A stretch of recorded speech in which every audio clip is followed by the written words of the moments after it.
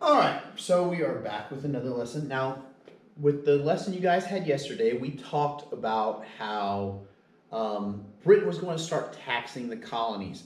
French and Indian War, the Cherokee War, they cost Britain money. And Britain has to continue to pay money to continue to protect us from the natives. Because even though the king drew that proclamation line of 1763, we're Americans. We don't listen. We cross the line anyway. Now Britain has to protect us from them because they have a reason to attack us. That brings us to taxes. In the colonies, a new tax is placed on the people to start paying for the French and Indian War and pay for the future protection of America. This first tax was called the Sugar Act. It was a tax on all molasses, on all sugar, and all rum. They are all byproducts of sugarcane. It required us to buy the molasses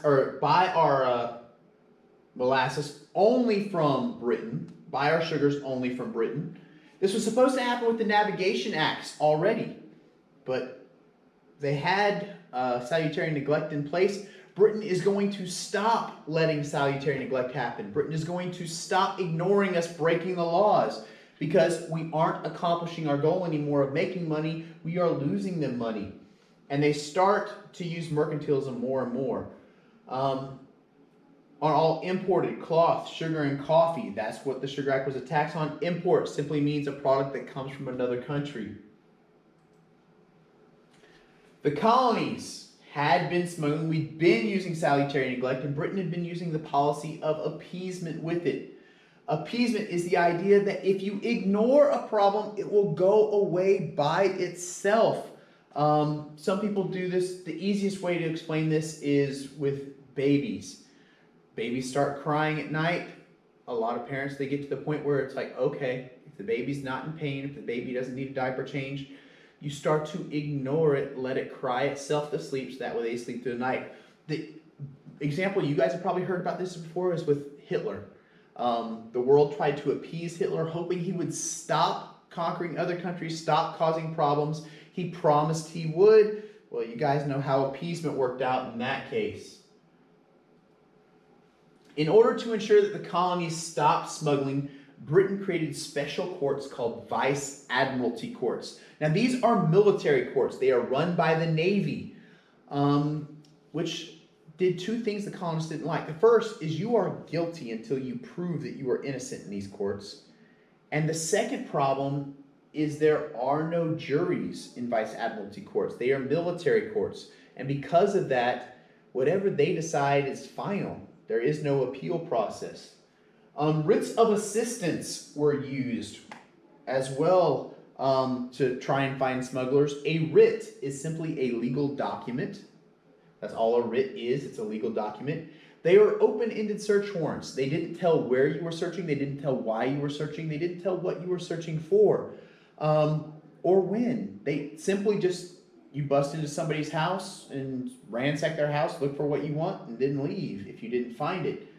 And the British start to use this as an opportunity to get at people that they wanted to provoke into causing problems. Of course, the colonists throw a fit about the Sugar Act, mainly because they now have to follow laws that they've been breaking for decades. It'd be like if the police force started enforcing speed limits to where if you go 1 mile over the speed limit, you're getting a ticket. People would start to pitch a fit about it.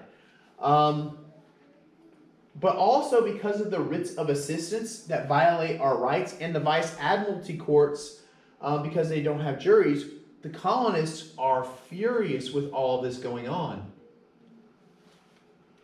Got to use my mouse because touch stopped working. The colonies try to find ways out of paying debts simply by finding other ways to pay the tax. One way was they decided we're just going to print our own money. Got to pay you? I'll pay you with fake money. So Britain passes the Currency Act, prohibiting the colonies from making their own money. The word currency simply means money. So we have to use theirs. This right here is a picture of one of the ones that we made. The United Colonies, $1. Yeah, It's called continental currency. Didn't work too well. The colonists also began using the argument of taxation without representation that South Carolina's upcountry used against the low country. We say we shouldn't be taxed if we aren't allowed to have representation in Parliament. The colonists claimed we don't have any problem at all paying taxes as long as we have representation in Parliament, because the citizens of Britain have representation in Parliament. So what happens is Lord Grenville, the Prime Minister of Britain, tells the colonists, okay, look, we're going to give you representation. We're going to give you direct representation. You're not going to have anybody in Parliament, but you want to come up with your own way to pay us back? That's fine. Give us your suggestions. So Lord Grenville's asking us for suggestions. Well, the easy analogy for this is it's kind of like if your parents say, look, you did something wrong. Tell me how you think you should be punished. What do you think the punishment should be? If your response to your parents is, look, I know I disappointed you, and I know I've let you down, and I think that should be punishment enough.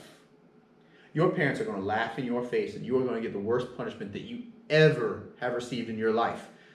That's kind of what we do to Britain. We look at them and we're like, we think we paid enough. We shouldn't have to pay anymore. Britain's like, okay, we gave you a chance to come up with your own solution. We gave you direct representation. That's what you said you wanted. You threw it away. So we're going to move on without you. They repealed the Sugar Act, mainly because the Sugar Act wasn't making enough money. It wasn't because of the colonists pitching a fit. It's because it didn't bring in enough revenue. Colonists believe they win until the Sugar Act got replaced by the Stamp Act. The Stamp Act was a tax on all paper products, everything from newspapers to playing cards to legal documents to even the paper they wrapped meat in. This tax affected almost everyone, and it affected them more often, but it's different than other taxes because this type of tax is a direct tax. Trying to find where it is. And there it is. All right. So this is a direct tax. See, everything before had been an indirect tax. Best example for indirect tax is gasoline. If you go up to the pump, it says you got to pay $1.90 for gas. When you fill up, you are paying $1.90 for gas. The tax, most people don't realize it, has already been added into the price. So you are paying the tax, but you never know it because it's already been added in. That is an indirect tax. An example of a direct tax. You go to McDonald's and order something off the dollar menu. It's supposed to cost $1. You pay $1.10 or $1.08 or however much the tax is. You are paying the extra 10 cents. It is a tax. On your receipt, it says tax. You know exactly how much the tax is. You know you've been charged because the price went up. That is a direct tax. It is where you know that you are paying it. So an indirect tax, here's the definition. An indirect tax is a tax that has been charged to the seller. They usually add it back on afterwards. A direct tax is a tax that has been charged to the buyer. You know you've paid it because it's added onto your receipt. If you look closely, the Stamp Act, right there, you see how it's got that indentation around the outside? That's what it means by stamp. It's not talking about an ink stamp. It's talking about a pressed-in stamp. To combat the taxes, the colonists tried different methods. They do boycotts. They do protests. A boycott, here's the definition. It is simply refusing to buy a product as a method of protest. This does very, very little because the people they're protesting, they're on the other side of the ocean. They don't see what they're doing. And people that needed paper, they're going to buy the paper anyway. Protesting is not really going to stop it. It's kind of like if people protested gasoline right now. If my tank's on empty, I'm going to buy it anyway. So another way they combated the taxes was simply by going after the tax collectors themselves. You had these groups called the Sons of Liberty that used violent and threatening methods to go after the tax collectors as a form of protest. They would do stuff like, if you're the tax collector, this is your dog. I got Fido right here. I got your pet. I cut his head off. Leave him on your front porch. You're going to get the message. You need to start charging taxes. If that doesn't work, we're going to bring Fido back to life. If that doesn't work, we're going to burn down your home. If that doesn't work, we catch you in an alleyway. We literally tar and feather you. We would take you, cover you in tar, put feathers all over your body. In this case, they are forcing them to drink tea. They would ride them out of town on a pole. Now what that means is they would take a long, like a telephone pole, tree type thing. They'd set you up on top of it straddling. So you're riding it like this. And then they take off running through town. You're going to bounce upside down sometime. You look like a fool because you've been tarred and feathered. Everybody in town sees you and makes fun of you. And because of that, you leave and you never come back because you're so embarrassed of what's happened to you. And so the tax collectors are gone. They also had a group that worked with the Sons of Liberty with the boycotts. And that group was called the Daughters of Liberty. For the boycotts to continue, they had to make goods to allow them to continue. One of the most famous speeches against the Stamp Act was from a Virginian lawyer. His name was Patrick Henry. In his speech, he says these words exactly. He says, Caesar had his Brutus. Charles I his Cromwell. So perhaps some American will stand up for his country. Now here's what he's meaning here. We've got two leaders in this. Julius Caesar, Oliver Cromwell. Well, George III is also a leader, so he's trying to put them in the same category. But here's the thing about it. Julius Caesar was killed by Brutus. Charles I was killed by Oliver Cromwell. So he's saying perhaps some American will become the new Brutus. Perhaps some American will become the new Oliver Cromwell. And perhaps George III will become the new Caesar or the Charles I. That he will be killed. Now he didn't say it in those words because that would have been treason. And he doesn't want to die from it. By calling them an American here, though, it stands out because at this point in time, we didn't call these people Americans.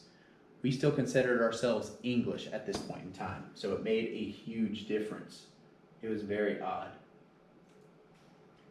All right, so tomorrow we are going to continue on with these taxes, with these protests. We'll talk more about the issues that are going to arise in the American Revolution, particularly the Boston Massacre and the Boston Tea Party. Make sure you guys do your lessons. Make sure that you include specific details in your essential question so you can get those answers right. We'll see you then.